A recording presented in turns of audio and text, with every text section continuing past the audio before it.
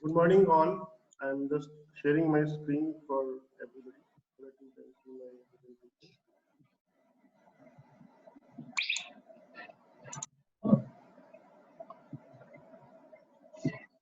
So,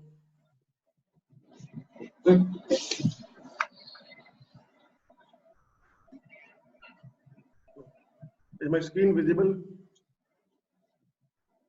Yes, doctor. Yes. It is visible. Yeah, carry on. So my session will be on creating online contents, the basics of it and the requirements of it. So as a teacher, we often browse various websites, various even books, various other resources to access various contents. So what do we grade as online content?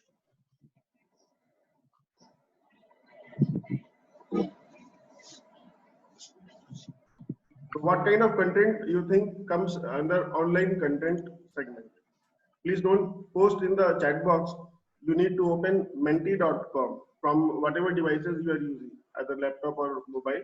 Just open menti.com and enter this code and fill the answer. You need to fill it at least once.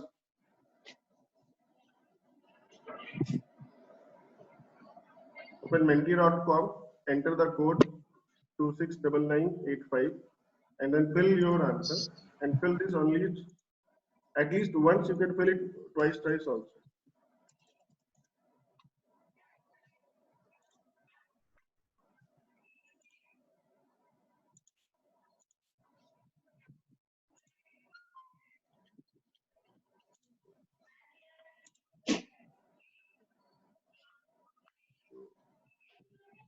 You need the code again.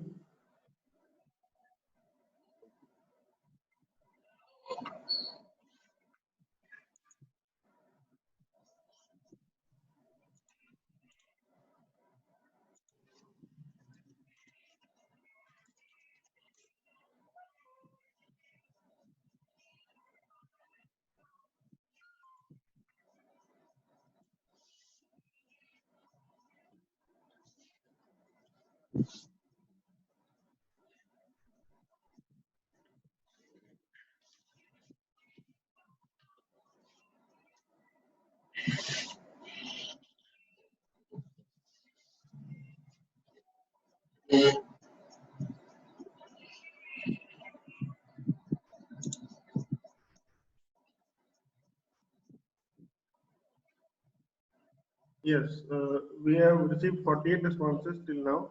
I hope you will submit it within 10 seconds.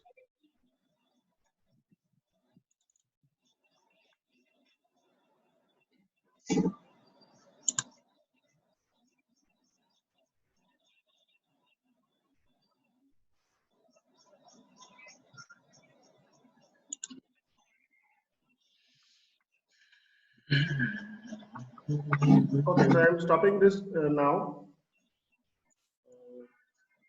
So this is the content which we usually see. The common misconceptions are that only the presentations or the video lectures are online content. There are some responses about study material or audio, video, text. So right, all these also do qualify for online content. So coming back to the presentation. So all those documents which we prepare, till they are in our systems, our laptop or desktop, they are not online content. All the presentations, all the PDF documents, any blog posts we have made, the research articles we have published online, even offline, if that is the magazine is launching them on online mode as well as offline, then it also qualifies as online content. Anything published on web is online content. This also includes your notes which you are uploading on Google Classroom or any other site like Moodle or Genomio. It includes any sound or audio clip, either yours or anybody else's you have recorded. It includes any video, that is your own video, video from any other resources that is available on YouTube, on Vimeo or any other repository. Instagram also is very popular these days. So all these qualify under online content. Anything which is published online, accessible online, is an online content. So what are the basic steps we need to create online content? The basic steps of creating online content are similar to how we prepare notes.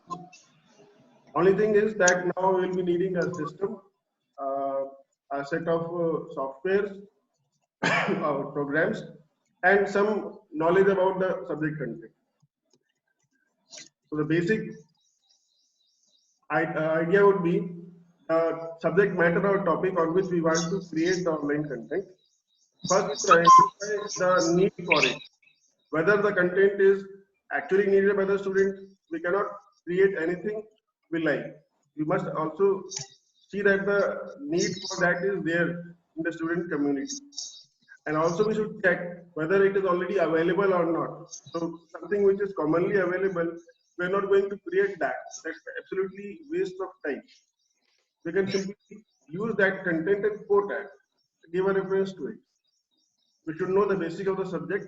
We should know what is the purpose of the topic, that is the learning outcome. We should also understand the level of that content in the Bloom's taxonomy. That is whether the student is supposed to only recall or remember, understand, or has to apply something. So if there is any recall, understand level concept, we would also provide a document or a Word file or a PDF file for the student. They can simply read and understand that. But if that requires something related to analysis of the data, we would like to come up with a presentation either offline or online, and the students can interact with that. So the Bloom's taxonomy level helps us to understand which kind of online resources we are going to utilize for the pedagogy. It also includes the presence of diagrams or derivations, or whether a hands-on session is needed, like we are taking hands-on sessions in this workshop, because we understand that some things might be new for some faculty members. So it's better to demonstrate that and have them in hands-on experience so that they can ask live questions. The timing of the presentation is very important. We should get the presentation content ready well before time, so that it is available for review by our colleagues or peers available in the institution, or one who are in touch with us, maybe working in different universities or colleges, so that they can give their feedback. That will obviously be contributory to our content. That will help us to enrich our content, and if something is being represented in a wrong way or can be presented in a better way, we can definitely go for amendment in the content. Then the next logical step would be deciding a structure or the layout of the content. So depending on the Bloom's taxonomy level, and depending on how proficient you are in using the Word document format or the PDF or the presentation, you can design a layout or a structure. See, we do not need to be master of every software available to us, but one which are being used commonly, we should be having some basic knowledge about that, and then we can go for a layout. The layout should ideally contain heading and subheading. It also should contain, wherever applicable, diagrams, sketches. It can have embedded videos so that the student can click on it and he can see the video if it is available or needed. Then we should properly mention the references for the content to avoid any plagiarism issues. The flow of content is really important. We should not make content which is not relatable to the student. It should be logical. Logical reasoning is a very important aspect in deciding the series of slides or the content. The student should be able to understand, that is the overall goal of what we are doing as a teacher, to make them understand the concepts so that they can use it for better application.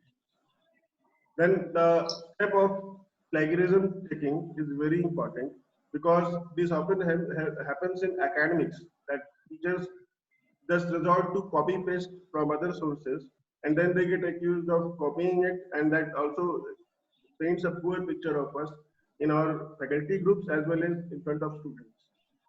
So there are various softwares which we can use to check whether we are copying something or not, or whether it will be cast upon later as plagiarism. So we have one software, plagiarism checker. It is available free of cost. There are other options available online as well as offline. You can download the application or you can use this in the live session also.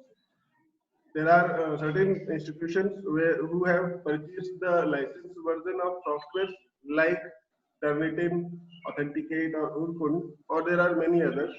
So we can ask our institution to do plagiarism check for us. That will avoid future disturbances about the content creation or allegations of plagiarism. The online tools available are free of cost, but they have certain restrictions.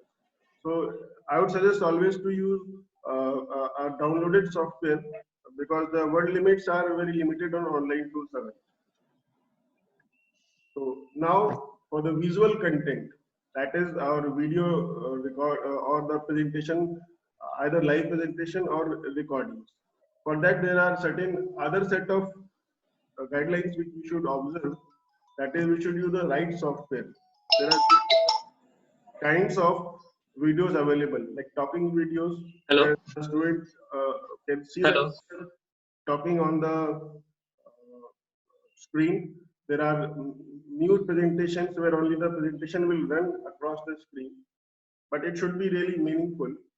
There are presentations where we record only on-screen content with our voiceover. So there are various modes. In the next session, we are going to see some of those ways of recording our lectures by Yogendra Pal sir. The important step in visual content will be the background setup, where we are sitting, whether we are having any noises in the environment, what is at our back. So all these fine details are to be taken care of when we are recording visual content or video content.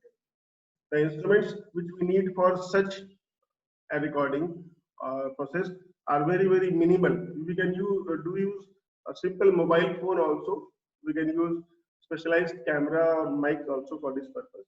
So whatever software you are using needs to be compatible with the instrument you are using. You have to check that beforehand. Okay, and there are various qualities of cameras or mics. So we are teachers, we cannot afford personally to buy high-end devices. It is better to have something minimal which will work with our students. That's all we need actually. The right kind of video, that is, if the video is available already, then without creating something new, we can simply give a reference and use other simulations or demonstrations. Our own capabilities are limited as teachers. We can definitely learn new things, but we should understand that we are not content creators. We are teachers first. So whatever we are creating should be just sufficient to make our students understand our content. And the location where we are saving the visual content. So there are various websites like YouTube or Vimeo. These are called repositories. There can be government repositories as well in various countries. Okay, so all these repositories keep the record of videos. So the participant can simply type some keywords and visit our video. So this facility is available free of cost if you are using YouTube or Vimeo, etc. And you can link your content to your own Moodle courses or your presentations also, and the students can access that content easily. So accessibility is a very key aspect. Some of you wrote that in the menti.com presentation also. There are certain cautions while creating online content. When you are creating online content, it becomes important that you avoid certain mistakes commonly done by people. That is, the content should be relevant to something for which people have created, say, thousands of videos. I don't think one would attempt to create another video for that until your video has something which is very different from others. Otherwise, you are just one of the sheep in the crowd. There is no fun doing something which is already being done. There can be intellectual property right or copyright issues, and that can be really serious also. There are financial penalties, and there can be more serious penalties for that. So by only mentioning the reference, you cannot always be safe from copyright infringes or violations. The right way is that you write to the original author and get the copyright permission. When he or she gives you online or offline permission by a letter or an email that you can use their content in your own work or presentations, that is the right way to mention those creators. There is a common notion that we can only write their names and the reference and that is enough. But no, that is not true, especially for copyright material like book papers or diagrams. The ideal way is that you should ask for a copyright permission. But yes, people don't take it that seriously, so people get away with it. Even I have gotten a few times safe with that, but that requires a written permission. The proper reference, sometimes some people have a written reference pattern or sequence for their work and they deem them important. So they have their own referencing method or pattern and they want us to copy that very reference without any modification. So that should be taken note of. And we should always write meaningful headings and subheadings so that the students can easily browse through the content, go to the required topic or subtopic and study the material or get access. A simple layout of the course structure will be very, very easy, and a simple layout of the content also makes it very easy to understand. That is a very important aspect of creating an online content. And of course, recheck and recheck the content. Do not attempt to publish it with lot of mistakes. We can take the help of our colleagues and peers in doing this by reviews. So this is something which is very, very important as a teacher. So if our mistakes are made public, usually students think that if they are committing mistakes, how can they teach it? So it is better to avoid such simple mistakes. What does it take? Only some help from our colleagues or peers. So it is always said that the man who makes no mistake does not usually make anything. So even if there are a few mistakes, if you don't know them, don't be afraid to publish it. You can always delete it, refine it, and then republish it. There is nothing which stops you from publishing it, especially if it is not a research article. All the other modes of publication give you an option to you to refine or edit it. So we can do a refining if someone points out our mistakes, even if we have taken due care about that. And some do's and don'ts while we create our own online content, that would be the diagrams or images. We should not always try to put in a diagram or image. We should see the relevance where they are applicable. There only we should apply some diagram or images. But yes, these are very important. Wherever we find an opportunity and a need, we should incorporate them because the visual content always has been found to be more grasped or absorbed by the learners, and that is having some research backing also. That is, the processing speed of the students is 60,000 times faster than of observing an image or something which they are seeing. It can be a video compared to what they are reading. So that 60,000 times faster processing helps the student absorb better. And this is something which has been researched and published. This is one reference, but I can give you many more references. And there will be a very simple do that always be focused on the topic. So there can be so many related definitions, formula or content which you would be tempted to describe to the student. So it is better to prepare a separate file for those definitions or additional content and give them to the students. Whoever has difficulty can access that. That will avoid clutter. Lot of information at one place is not a good idea to create an online content. And always try to use Creative Commons licensed material. Now, what is Creative Commons licensed material? It is something which is available for us as general public to use without infringing or violating any copyright issues. We should always check for the required permissions of copyrighted material or freely available material. One way to do that is if I do a image search, let's say we are searching for an image on google.com. Okay, and that image could be anything. Let's say a picture of Einstein. So if we search a picture of Einstein, we can go for a simple search, and that will yield us certain results. Takes some time, maybe the network speed. Yes. So now this is the simple result, but if we want to have something about the licenses to filter those material which are freely available for us.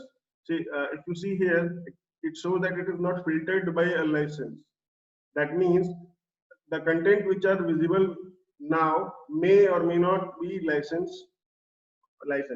So we can use the last option here, which mentions free to use or free to use, to modify or share. Various options are there. So we can select any of the lower ones, and then we can click for the advanced search. So now whatever content available here is visible, all these content will be freely available without any copyright violation. So in this way, we can avoid copyright infringes.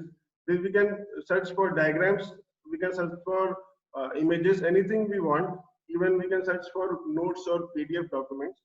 All of that will be visible when we select the right form as a freely usable content.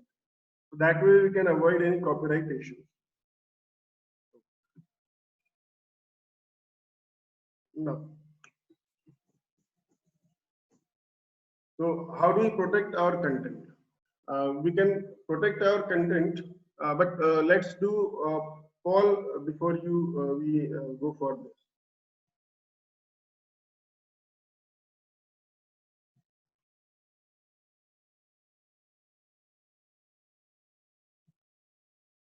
So I'm launching a poll now. Please answer to this poll.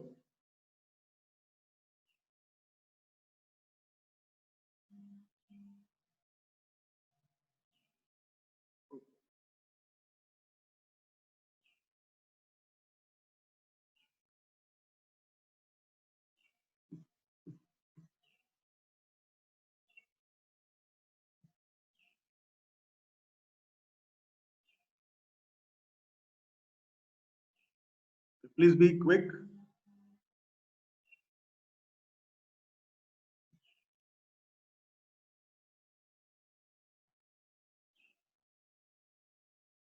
So as of now, the majority says they are not ready to share their presentations, but there is a significant number of people who are having a second thought on it. Okay, I'm closing it in 10, 9, 8, 7, 6, 5, 4, 3, 2, 1. Now, the results of it, is it visible?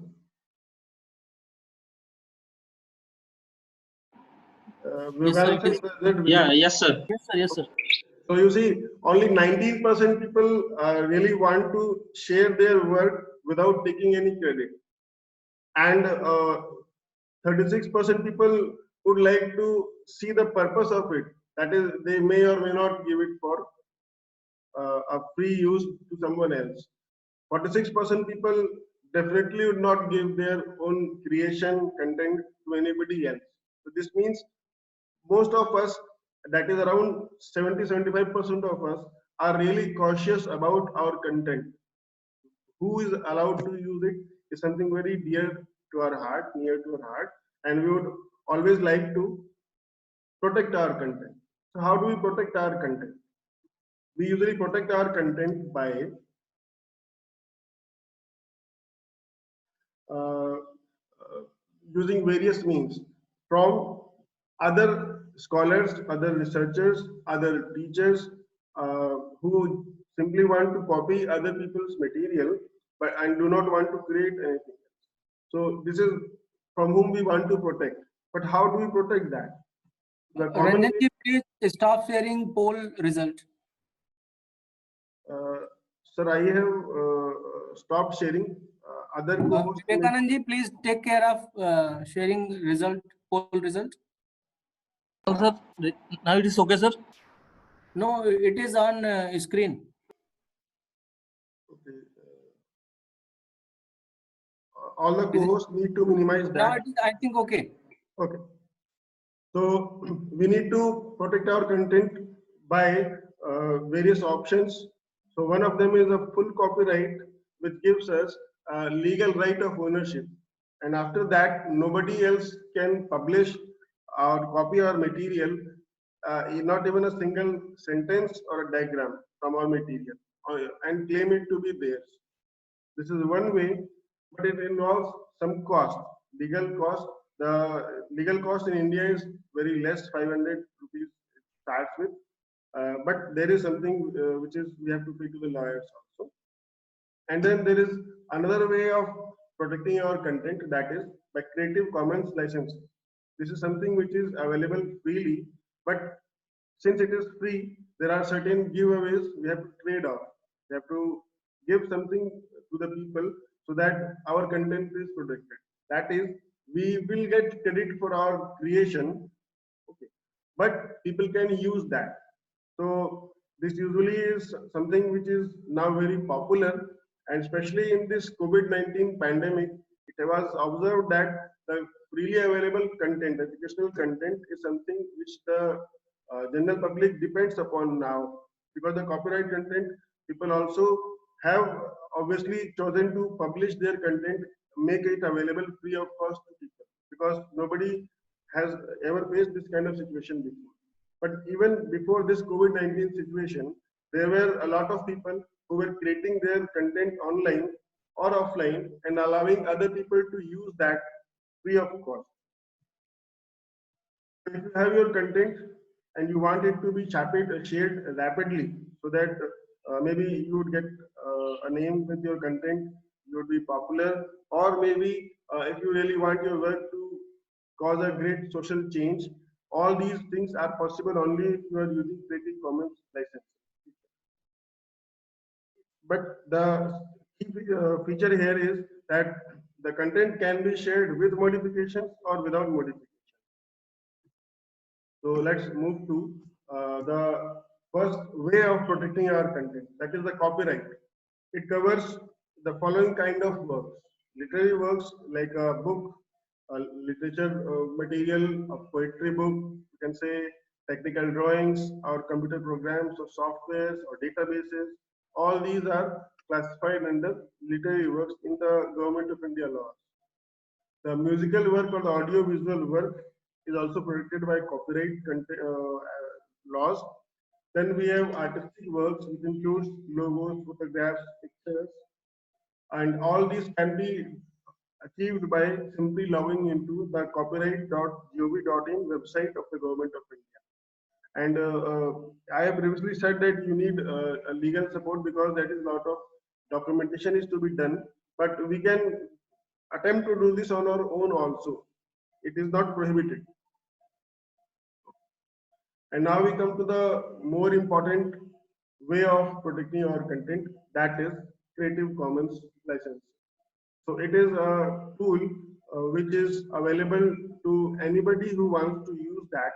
It's available online, and there is only one way of using that. That is, you have to get it online. While the copyright can be done offline also by approaching through your lawyer.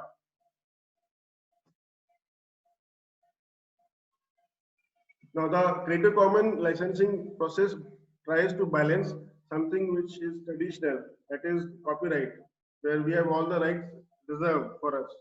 And anybody who wants to use that material will seek a permission. And we may charge or charge it nominally also. That depends upon the purpose or the intention of the seeker.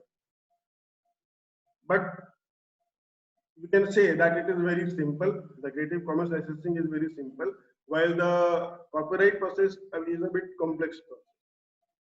It is standardized and is widely acceptable throughout the world these days. The content here, which is protected by Creative Commons, can be copied, can be distributed, can be edited, can be remixed, or one can add to it, build it upon, and then it can still be protected by copyright law. So this is something which is very good for us who don't want to go for a lot of legal activity. So there are various types of Creative Commons licensing available. We'll see them one by one. So there is one attribution licensing. Here you do not protect any right for yourself. Okay. It allows the user, the other people who want to make use of your content, it allows them to distribute, remix, adapt, or build anything they can do with your work. They can even make an adaptation and use it for commercial purposes. So, but they need to give a credit to you for your original creation. And if you remember, this is where we started in the poll. Most of us want the credit for us, for our works, at least a mention. If you do not pay us, at least you give a mention that yes, this content was prepared by so and so. This is where Creative Commons licensing has been a remarkable achievement in our present society. This is the most accommodating licenses, this particular form of license, that CC by SA. It offers the other people most of the opportunities, what they can do with your work. It is recommended for maximum dissemination of your content. So something you have created and you want the maximum people to take benefit from it, then you would definitely go for the Creative Commons attribution licensing by SA. Now we have the Creative Commons licensing. The second way of doing that is by share alike method. Here they need to give a credit to you. That's what we started with again. And with that, they also need to know that there are certain limited restrictions. They need to give credit to you, but they can still create their own creations. If they are using your content for creating something new, then they will have to allow their content. They will have to allow your content to be mentioned, as well as they will have to allow their content to be usable in the same kind of license. So it's give and take. So if they want your content, then they have to give their content for other people without taking any monetary benefit. The license is often compared to the copyleft. That is, nobody is claiming a copyright, but nobody is also taking monetary benefit from this. The new works based on this will carry the same license and hence allow commercial use to be done. One example of this is the licensing of the Wikipedia. So you do not ever fear to copy something from Wikipedia because the Wikipedia is available under the CC by SA license. It is recommended for all those material which would benefit by incorporating content of other websites or other resources. But these content need not be non-commercial. They can be commercial as well. The third kind of license will be attribution by non-derivatization. It allows others to reuse our work for any purpose. They can even do commercial business with our work. Like we see so many softwares available. We make use of those software for our business purposes, but we do not pay for them. Such work cannot be shared with others. So you are not allowed to share that software with somebody else. You are not allowed to share that work with somebody else until you provide a credit to the original creator. So if I created this presentation, you cannot share it with others by modifying it. You will share it only by its present status without even a single letter change, and you will have to give a credit to me as a creator because this is my idea, my creation. Then the next kind of licensing, the fourth one would be CC by NC. NC stands for non-commercial. It allows others to remix, adapt, or build upon our work, but they will not be permitted to take any monetary benefit. It will be a absolutely non-commercial venture. Their work may be not mandatory. They will not be mandatorily bound to acknowledge you. Okay. But if they acknowledge you and the work is non-commercial, that is fine enough. They don't have to license their own products in the same terms and conditions.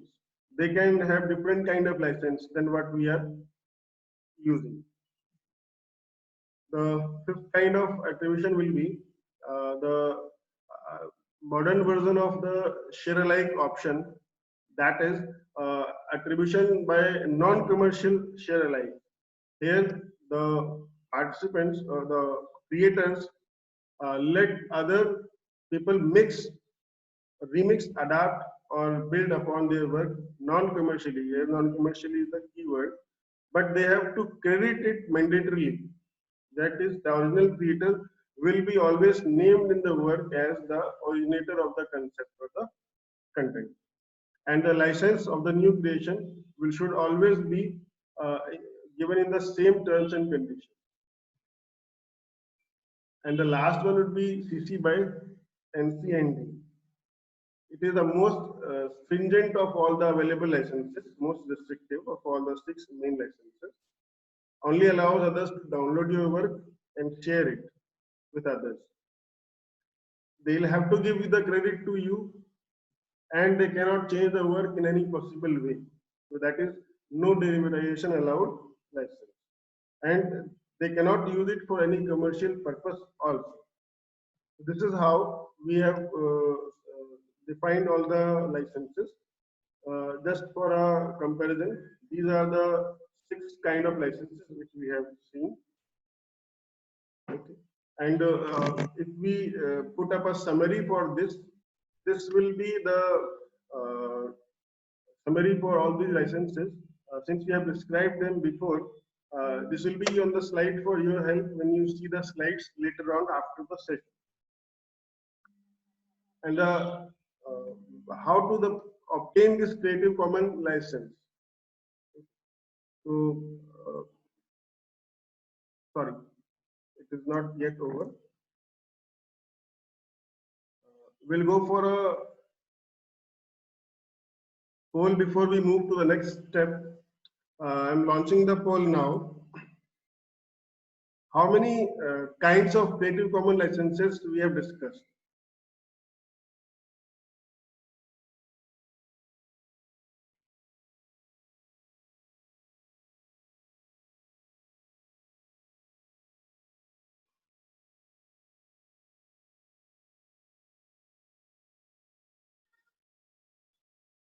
So please be quick.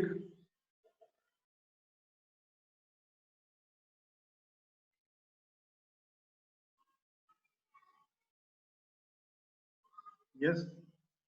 So I see around half of the people have voted.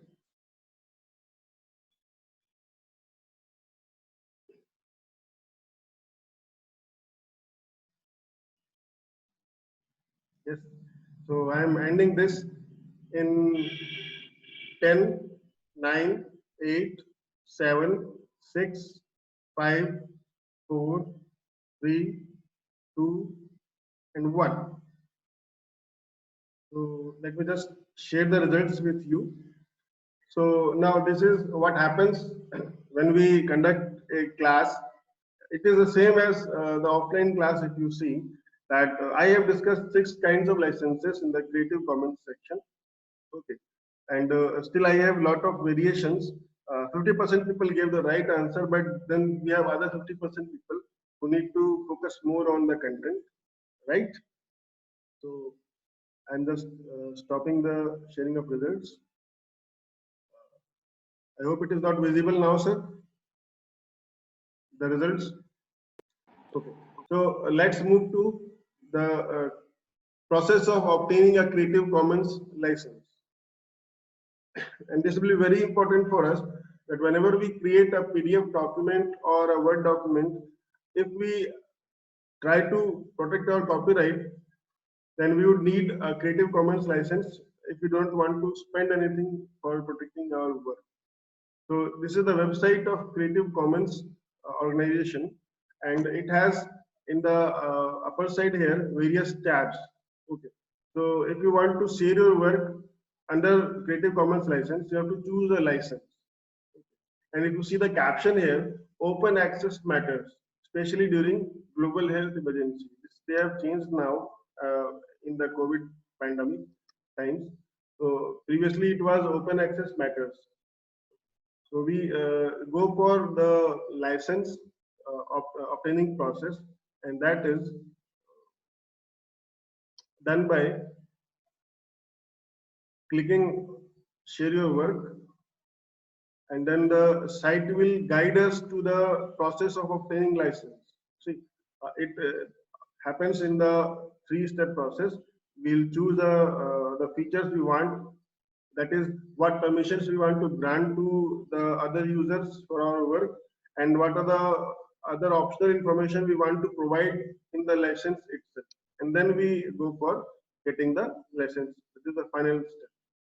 So you'll have to click on get started. Okay, it leads to this particular page. Here you need to choose the license. See, so the choices in this panel will be very simple. Do you want your content to be adapted by others? That is, they can modify this. If yes, then you have to leave it here. If you really want others to not make any change to your work, you can click on no. If you want them to share your work without any changes, you can click on yes. So whenever you make changes here, if you see the selected license version, it changes. The 3 options are not same. Wherever there is a change in the choice, the license version varies. So this is why we want to choose the right license. And also, if you want to see what happens if we go for a no to allowing commercial use, it simply gives a $sign, that is one sign for money or finance. So that is cut off. So now if that is chosen, nobody can use our work for any commercial benefit.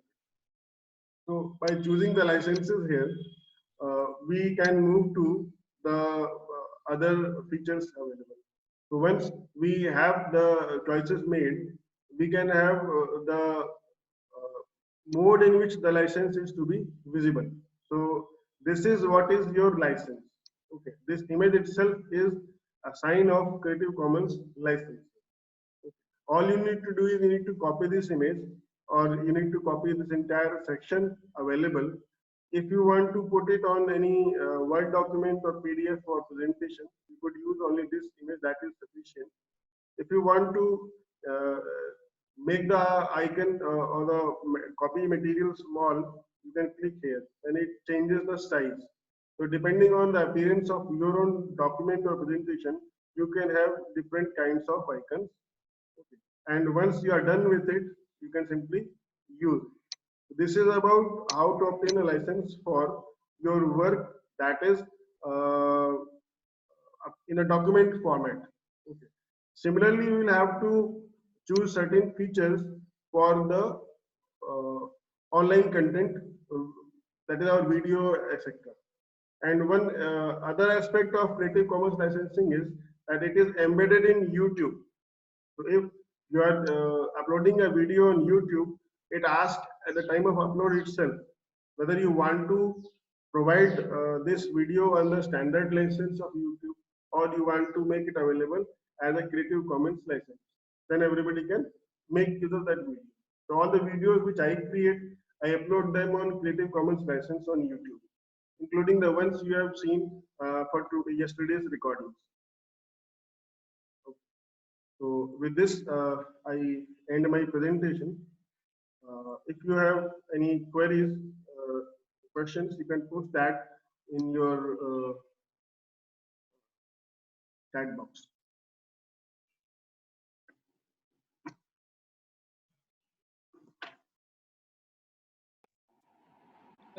Ranjan ji? Yes, sir. One question is from Iti Chauhan. Sir, can we use these license for any logo or pictures? Yes, of course. We can use this license for anything, logos, pictures, anything. But usually the logos are part of commercial ventures. So the companies always want to get that registered under the Registered Products Act under Government of India, so that nobody can make use of their logo for commercial purpose.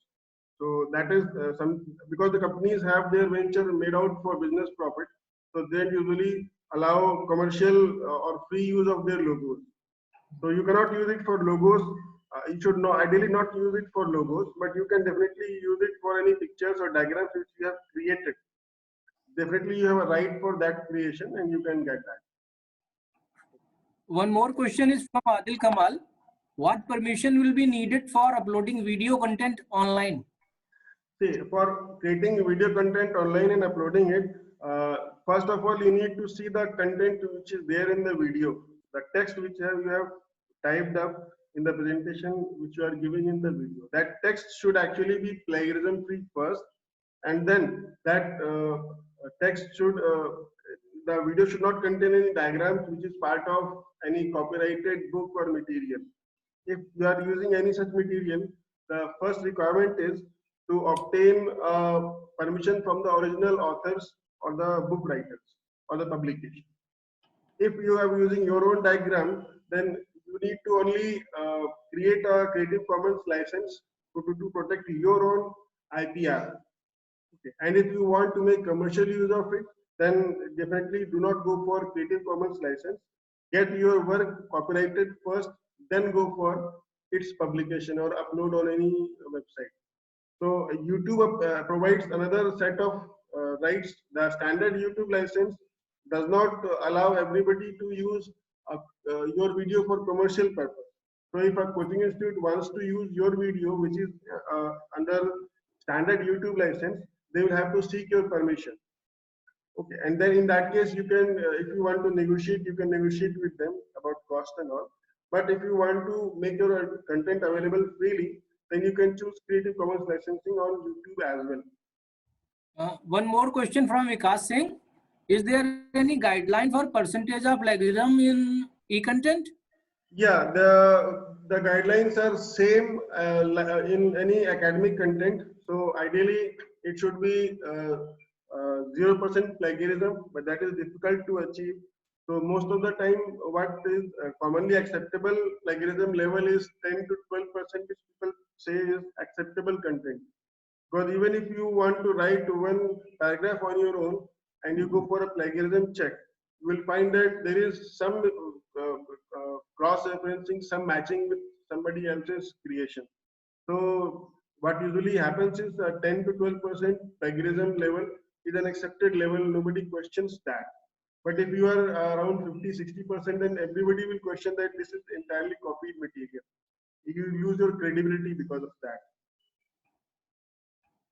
One more question is from Sarda Palakhurthi. Can you show the YouTube video? Yes. As I didn't notice when I was uploading, sir. Okay, so I'll demonstrate that if you ask sir right now. Can I do that? If it is in your presentation that you will share later on, then you can skip, otherwise you can. That is not in my presentation now. My presentation has been completed. I can demonstrate that on YouTube right now. Okay, please go ahead. Simple process. Okay, sir. See, I hope my screen, I have to share my screen first. I'm sharing my screen. Hope this is visible now. Yeah. Okay. So one has to go to youtube.com.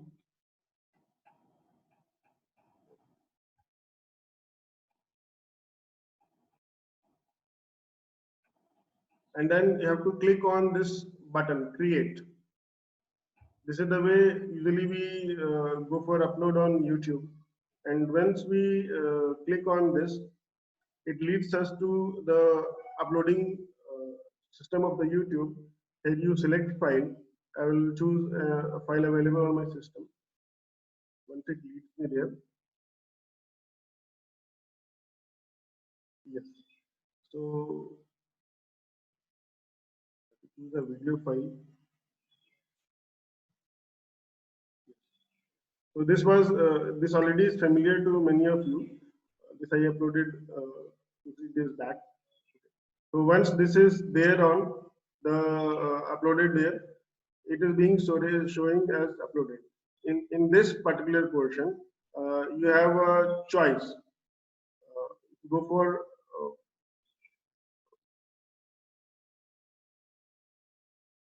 yes. So when you browse down, you will see the license and distribution. Here I have by default set myself as uploading on Creative Commons attribution.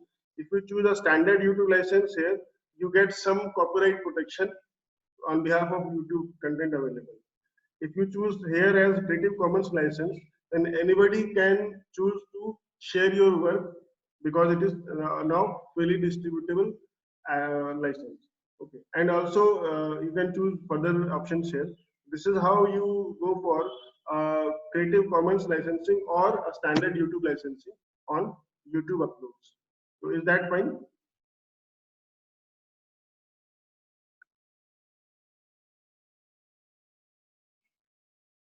Vishal sir, is that fine?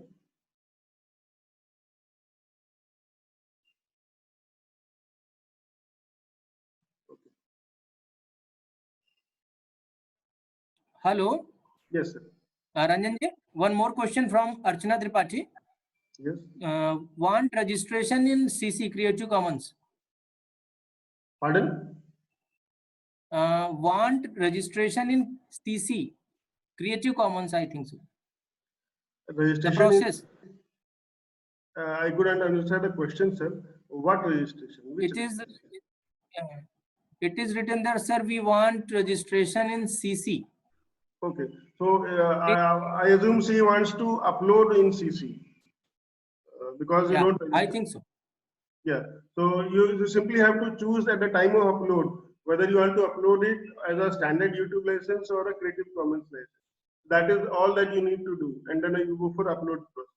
That is the standard procedure for YouTube uploads. Nothing more you have to do. Okay, one question I have found in the chat box, and that is to use a picture from textbook. What should be done to be used in a video? So I have already stated that, but I will repeat that. So if you are using a textbook diagram or picture in a video, ideally the process is to write to the original publisher who has the copyrights for that, because all the textbooks are copyrighted textbooks. And then if the publisher allows you by any written mode of communication, that can be an email, that can be a letter from the publisher, then only you should ideally choose to use that diagram or the picture. Otherwise, it is a better idea to search on the Google website by choosing the free to use and distribute method, the advanced search, and look for other diagrams of the similar kind that can be used easily without any copyright violation. Sir, one more question, one or two more questions. What about handwritten material in PDF format by Purushottam Mishra? Okay, so yeah, that I was actually expecting someone to ask. The copyrighted material is something which is the publisher's property. Now your notes are your property. You can use that anywhere you want. If they are your genuine notes, you can use that in the PDF form anywhere you want, and it will not violate any copyright. But it should be free from flag? Yeah, it should be free from plagiarism. The notes as such can be used, but you cannot write a whole paragraph from a book and say this is my writing. The content should be plagiarism free. But the notes can be used. If they are your genuine notes, the plagiarism rider is always there. For any offline, online content, one has to go for a plagiarism check.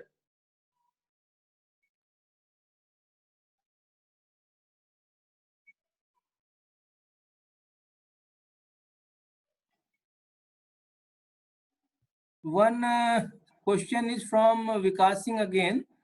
Is this necessary to take permission to use any picture at graduation level? See, there is no differentiation between level of education.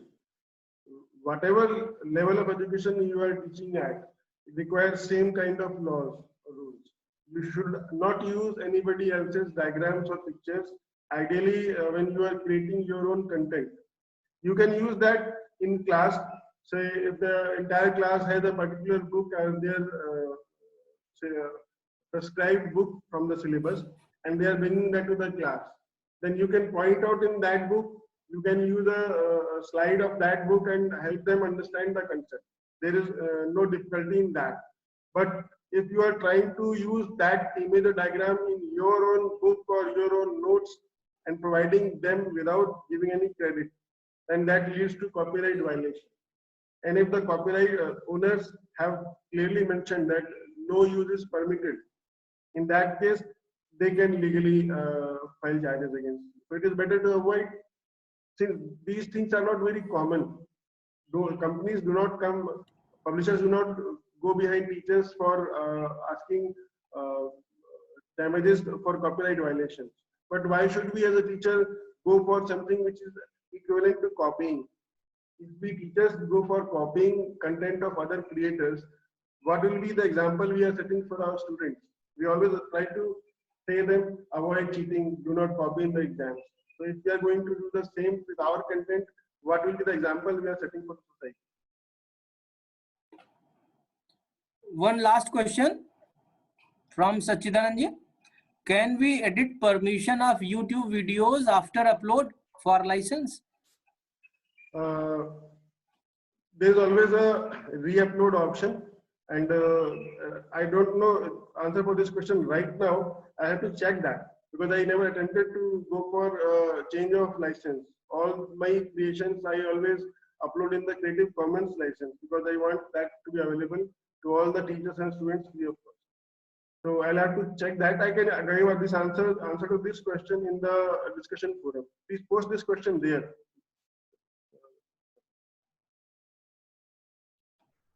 Thank you, Ranjanji. Further questions can be posted on Genomio if participants are willing to ask. Our next speaker is there. So I request Vivekanandji to introduce him and thank our speaker, Mr. Ranjan Kumarji. Thank you, Mr. Ranjan sir. Thank you so much, sir, for your discussion. In very detailed manner,